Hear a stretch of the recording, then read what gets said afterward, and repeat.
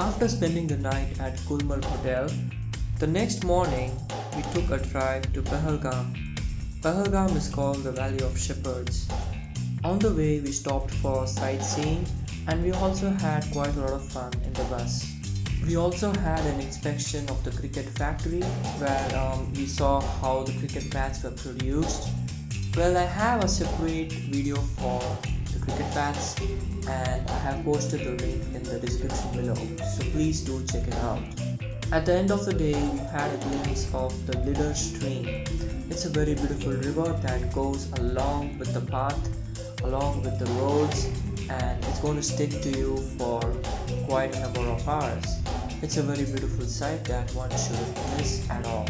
And at the end of the day, we reached the hotel at